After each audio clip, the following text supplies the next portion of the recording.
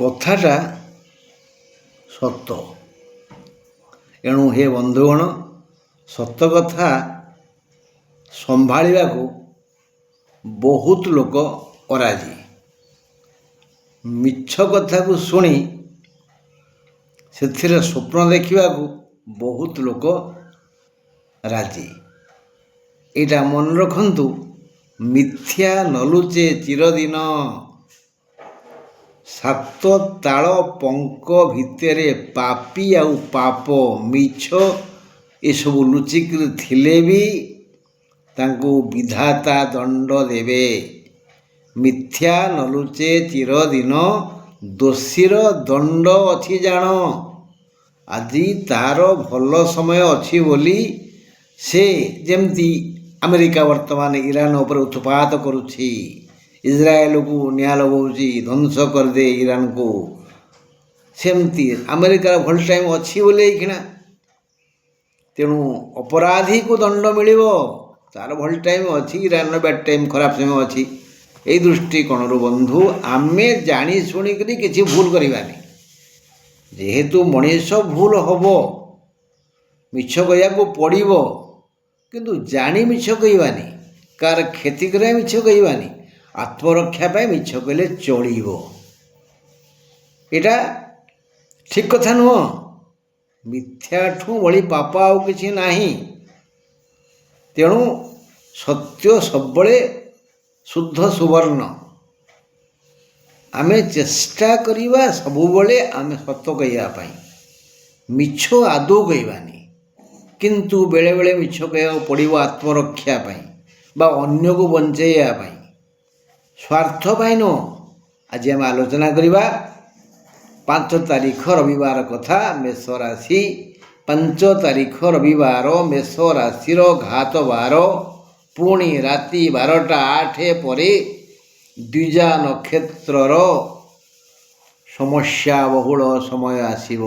ଯେଉଁମାନେ night duty କରୁଛନ୍ତି ମେଡ଼ିକାଲରେ, ନର୍ସ, ଡାକ୍ତର, ଯେଉଁମାନେ ଅନ୍ୟାନ୍ୟ ବୃତ୍ତି କରୁଛନ୍ତି, ଯାହାର ନାଇଟ୍ ଡ୍ୟୁଟି କମ୍ପାନୀରେ କରୁଛନ୍ତି, ସେମାନଙ୍କର ପରା ଏଇ ଡିମାଣ୍ଡ, ଆପଣ ରାତି ଦିନ ସବୁବେଳେ ଆମ ପାଇଁ ସମୟ ନିର୍ଣ୍ଣୟ କରନ୍ତୁ। ସୁତରାଂ ଦ୍ୱିଜା ନକ୍ଷତ୍ରର ମେଷ ରାଶି, ରାତି 12ଟା 8 ପରେ ଅଶୁଭ ସମୟ ଆସିବ। ସନ୍ଧ୍ୟା 5ଟା 28 ଯାଏ ଏହି ମେଷ ରାଶିର ଜନତା ମହା ଆନନ୍ଦରେ ଦିନ କାଟିବେ। ଦାମ୍ପତ୍ୟ ଜୀବନରେ ପୁଷ୍ପବୃଷ୍ଟି ହେବ। ଧନ ଯୋଗ ଅଛି, ତେଣୁ ଧନାଗମର ସମସ୍ତ ରାସ୍ତା ଉନ୍ମୁକ୍ତ ଅଛି। ଯିଏ ଉଦ୍ୟମ ଠିକ୍ କରିବ ତା ପାଖକୁ ପ୍ରବଳ ଧନ ଆସିବ। ଆଜି ଅଳସ ବି ଧନ ପାଇଁ ବାଉଳା ହେବ। ଯେ ଅଳସୁଆ ସିଏ ବି ଆଜି ଧନ ପାଇଁ ବାଉଳା ହେବ, କାରଣ ଆଜି ଧନ ଯୋଗ।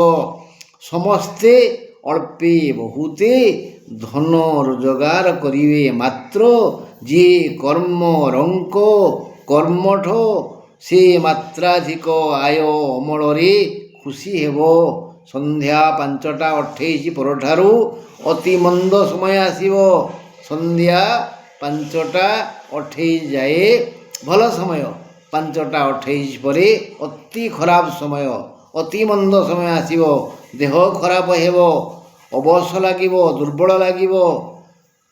ବାହାରେ ଥିଲେ ଶୀଘ୍ର ଘରକୁ ଆସି ବିଶ୍ରାମ ନେବାକୁ କୁହାଯାଇଛି। ସୂର୍ଯ୍ୟୋଦୟ ଆଜି 5 ତାରିଖ ରବିବାର, ସୂର୍ଯ୍ୟ ଉଦୟ 5ଟା 38 ପରେ। ମନେ ରଖନ୍ତୁ, ବୃଷ ରାଶି 5 ତାରିଖ ରବିବାର, ବୃଷ ରାଶିର 24 ଘଣ୍ଟା ଶୁଭ। ଆଜିର ସୂର୍ଯ୍ୟୋଦୟ, ରବିବାରର ସୂର୍ଯ୍ୟୋଦୟ ଠାରୁ ପୁଣି ସୋମବାରର ସୂର୍ଯ୍ୟୋଦୟ ପର୍ଯ୍ୟନ୍ତ 24 ଘଣ୍ଟା ଶୁଭ। ଶୁଭ ଓ ଲାଭ ପ୍ରତି ମୁହୂର୍ତ୍ତରେ ମିଳିବ। ସ୍ୱାସ୍ଥ୍ୟଗତ ସମସ୍ୟା ନାହିଁ। ରାତି 12ଟା 8 ପରେ ରୋହିଣୀ ନକ୍ଷତ୍ରର ଅଶୁଭ ସମୟ ଆସିବ। ଏମାନେ ସନ୍ଧ୍ୟା 5ଟା 28 ଯାଏ ବିଭିନ୍ନ ରୂପରେ ବିବିଧ ଲାଭ ପାଇବେ, ଯଥା ଦ୍ରବ୍ୟ, ବସ୍ତୁ, ବ୍ୟକ୍ତି, କ୍ରିୟାଦି ଲାଭ କରି ଜୀବନକୁ ଉପଭୋଗ କରିବେ। କ'ଣ କହିଲେ? କ୍ରିୟାଦି, କ୍ରିୟା ବା କାମ, ବିଭିନ୍ନ କାମ କରିବେ, ଯେଉଁ କାମରୁ ଲାଭ ହେବ। କ୍ରିୟା ଆଦି, କ୍ରିୟା ପ୍ରଭୃତି। ପାଞ୍ଚଟା 28 ଠାରୁ ଆୟ ଅମଳ ବଢ଼ିଯିବ, ସ୍ୱାସ୍ଥ୍ୟ ଓ ଶରୀରର ଉନ୍ନତି ହେବ, ବୃତ୍ତି ବାଣିଜ୍ୟ ଓ ସେବାରୁ ଅଧିକ ରୋଜଗାର କରିବେ। ମିଥୁନ ରାଶି। ମିଥୁନ ରାଶି 5 ତାରିଖ ରବିବାର, ଆର୍ଦ୍ରା ନକ୍ଷତ୍ରର ରାତି 12ଟା 8 ଠାରୁ ସତର୍କ ରହିଲେ ଭଲ। ଏମାନଙ୍କ ପାଇଁ ଏହା ଏକ ଶୁଭ ମଙ୍ଗଳ ଦିନ। ରବିବାର ସନ୍ଧ୍ୟା 5ଟା 28 ଯାଏ ଏମାନେ ବିବିଧ ସୁଖ ପାଇ ଖୁସି ହେବେ। ଆଉ ଯେଉଁମାନେ ଯୁକ୍ତିକୁ ଆଶ୍ରୟ କରି କଜିଆ କରିବେ ତାଙ୍କ ପାଇଁ ଦୁଃଖମୟ। ସାବଧାନ, ଆଜି କଜିଆ କରିବା ପାଇଁ ମାନସିକ ପ୍ରସ୍ତୁତି ହୁଅନ୍ତୁନି। ଯିଏ ଯାହା କହୁଛି ଏ କାନରେ ପୁରେଇ ସେ କାନରେ ବାହାର କରିଦିଅନ୍ତୁ। ଢୋ 5ଟା 28 ପରଠାରୁ ଧନ, ଜନ, ଗୋପ, ଲକ୍ଷ୍ମୀ, ଦ୍ରବ୍ୟ ଇତ୍ୟାଦି ସବୁ ପାଖକୁ ଆସିବ। ଆଉ କନ୍ୟା, ସୁନା, ବୃତ୍ତି, ସେବା, ଚାକିରି, ଜମି ବିବିଧ ଲାଭ ହେବ। ହେଲେ କାହା ପାଇଁ କେଉଁ ଲାଭ ହେବ? ଯିଏ ଦାତା ଆଉ ଯିଏ ଗ୍ରହିତା ଏ ଦିହେଁ ଜାଣିବେ। ଜାତକରେ ଗ୍ରହ ତିଥିକୁ ନେଇ ବିଧାତା କର୍ମକୁ ବିଚାର କରି ଲାଭ ଦେବେ। ଆପଣମାନେ ଲାଭବାନ ହେବେ। କର୍ମ ଓ ଚରିତ୍ରାନୁସାରେ ବିଧାତା ଅଲଗା ଅଲଗା ସମୟରେ ଭିନ୍ନ ଭିନ୍ନ ଲାଭ ଦେଇ ସତର୍କ କରାଇ କହିବେ, ଆଜିଠୁ ଉଚିତ କାମ କର, ଭଲ କାମ କର, ମୁଁ ଏମିତି ଦେବି। ଯିଏ ଧନ ପାଇଁ ଗର୍ବ କରିବ, ଅହଙ୍କାର କରିବ, ତାର ମୁଁ ସବୁ ନେଇଯିବି।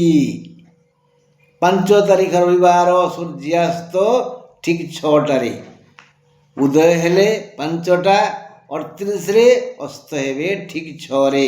ଗତକାଲି ଆଲୋଚନା କରୁଥିଲେ ଶନିଙ୍କ ସ୍ଥିତି ବିଷୟରେ। ମେଷରେ ଶନି ଥିଲେ ସେ ନିଚରେ ଅଛନ୍ତି ବୋଲି ବୁଝିବେ। ଯାହାର ଏ ଯୋଗ ଥାଏ ସେ ଲୋକ ପାଇଁ ଶନିଙ୍କର ସମସ୍ତ ସଦ୍ଗୁଣ ପ୍ରକାଶ ହେଇଥାଏ। ନିଚରେ ଶନି ଅଛନ୍ତି ବୋଲି ଭାଙ୍ଗି ପଡ଼ନ୍ତୁନି।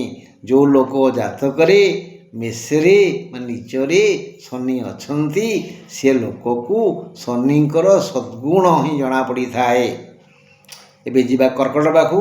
କର୍କଟ ରାଶି 5 ତାରିଖ ରବିବାର, କର୍କଟ ରାଶି ପୁଷ୍ୟା ନକ୍ଷତ୍ରର ରାତି 12ଟା 8 ପରେ ପରେ ସତର୍କ ରହିବା ଉଚିତ। ସନ୍ଧ୍ୟା 5ଟା 30 ଯାଏ ଦିନଟି ବଡ଼ ଦୁଃଖରେ ଯିବ। ରୋଗାକ୍ରାନ୍ତ ହେବେ। ଆଉ କ'ଣ ହେବ? ଦୂରଯାତ୍ରା କଲେ ଦୁଃଖ ପାଇବେ। ପ୍ରିୟ ଲୋକ ପାଖରେ ରହିଲେ ବି କୌଣସି କାମରେ ଆସିବେନି। ଯଥା ସମୟରେ କୌଣସି କାର୍ଯ୍ୟ ହେବନି। ମାନସିକ ଅଶାନ୍ତି ବଢ଼ିଯିବ। 5ଟା 30 ପରଠାରୁ ଧୀରେ ଧୀରେ ସୁସ୍ଥ ହେବେ। ବିଭିନ୍ନ ଦିଗରୁ ବହୁ ମହଲରୁ ସହଯୋଗ ଆସିବ, ସୁଖ ଲାଗିବ। ଆଉ ମନ ହେବ ଟିକେ ରୋଜଗାର କରନ୍ତି। ଯଦି ଦେହ ସମ୍ଭାଳି ପାରିବ ତାହେଲେ ରୋଜଗାର କରନ୍ତୁ ନା। ସିଂହ କଥା।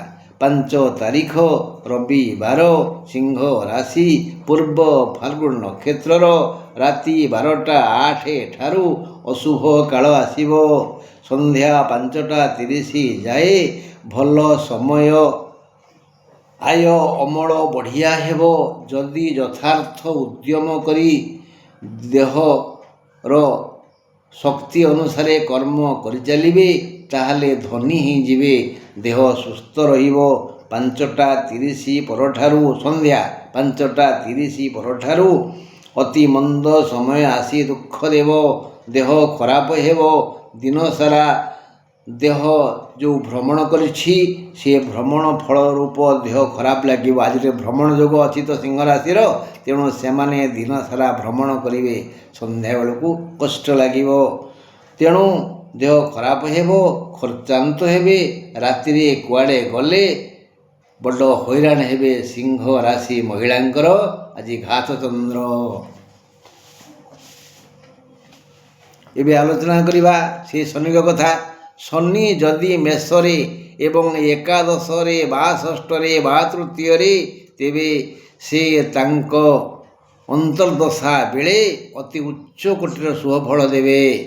ଶନି ତୁଳାରେ ଏକାଦଶରେ ଷଷ୍ଠରେ ତୃତୀୟରେ ଅଛନ୍ତି ଯେତିକି ଫଳ ଦେବେ, ନିଚରେ ମେଷରେ ଥିଲେ ଏକାଦଶରେ ବା ଷଷ୍ଠରେ ବା ତୃତୀୟରେ ତାଠୁ ବହୁ ଗୁଣରେ ଶୁଭ ଫଳ ଦେବେ।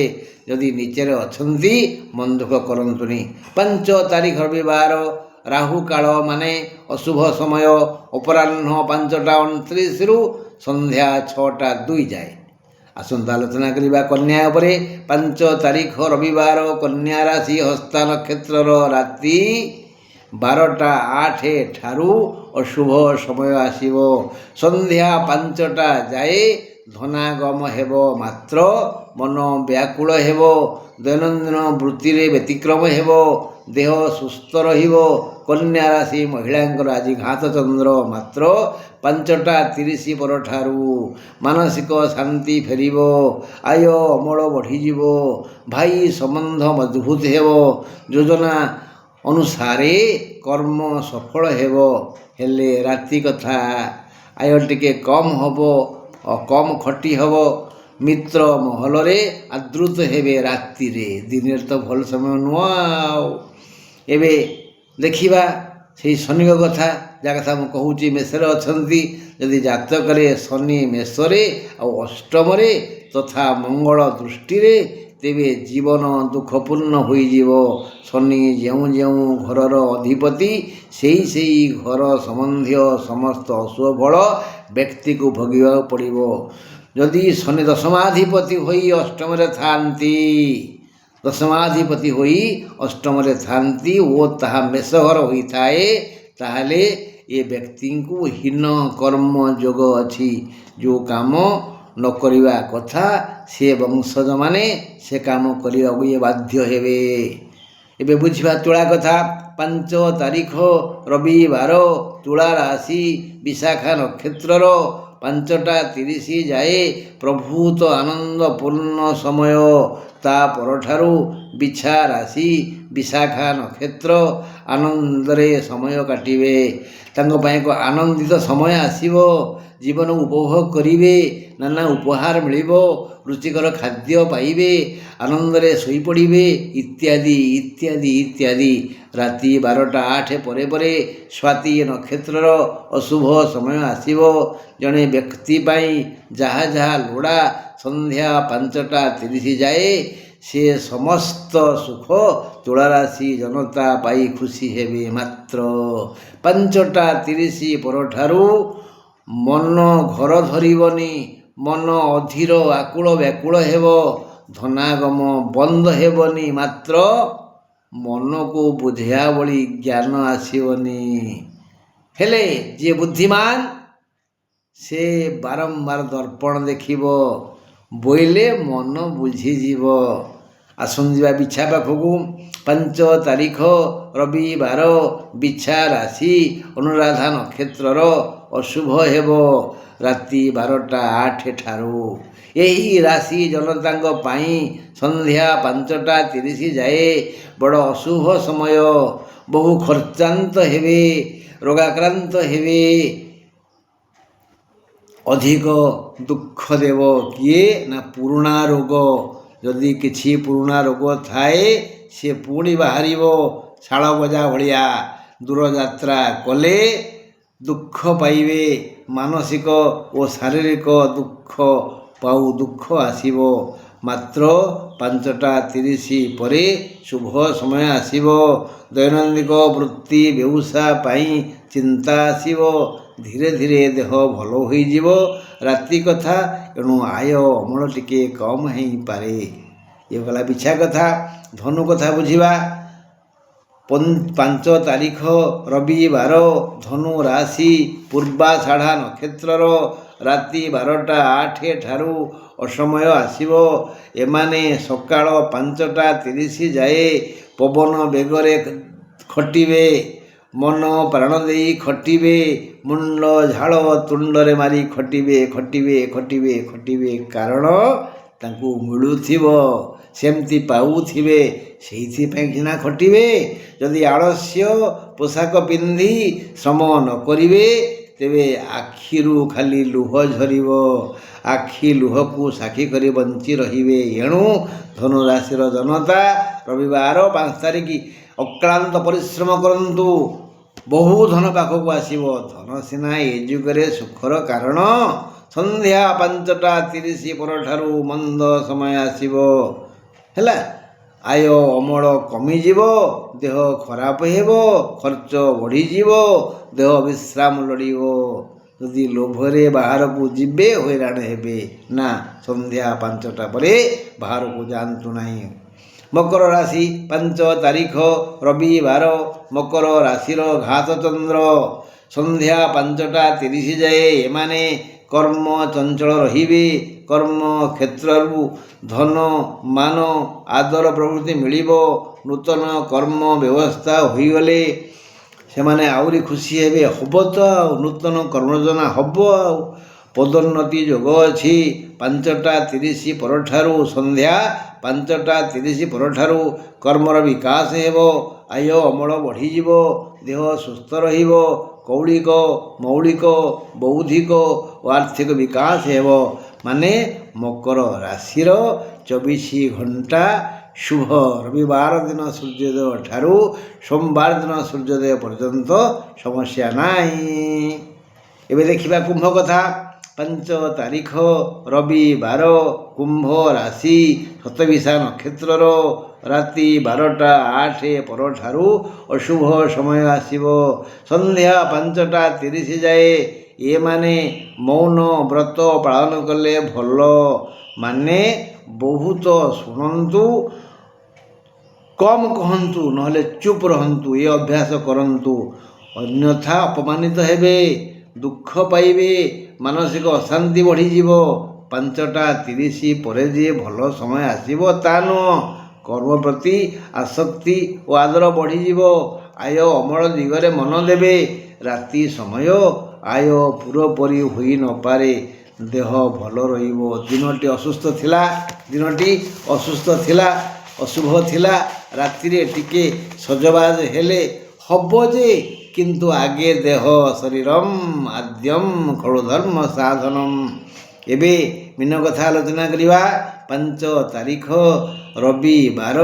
ମୀନ ରାଶି ପୂର୍ବଭାଦ୍ର ନକ୍ଷତ୍ରର। ରାତି 12ଟା 8 ପରେ ଅଶୁଭ ସମୟ ଆସିବ। ସୂର୍ଯ୍ୟୋଦୟ ଠାରୁ 5ଟା 30 ଯାଏ ଅଶୁଭ ସମୟ। ଦୂରଯାତ୍ରା ନିଷେଧ। ବିପଦପୂର୍ଣ୍ଣ ଦିନ। ଧକ୍କା ଭୟ ଅଛି। ବଦନାମ ମିଳିପାରେ। ଦେହ ଖରାପ ହେବ। ଏଣୁ ଦେହକୁ ଜଗି ବିଶ୍ରାମ ନିଅନ୍ତୁ। ପୁଣି ସନ୍ଧ୍ୟା 5ଟା 30 ପରଠାରୁ ବି ଭଲ ସମୟ ନୁହେଁ।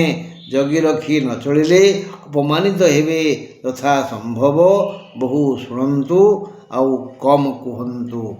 ମାନେ ମୀନ ରାଶିର 5 ତାରିଖ ରବିବାର କୌଣସି ପ୍ରକାରରେ ଶୁଭ ଦିନ ନୁହେଁ। 24 ଘଣ୍ଟା କିଛି ନା କିଛି ସମସ୍ୟା ଆସିବ। ହେ ବନ୍ଧୁ, ଶନିଙ୍କ ବିଷୟରେ ପୂର୍ବରୁ କିଛି କହିଥିଲି, ଆଜି କିଛି କହିଲି।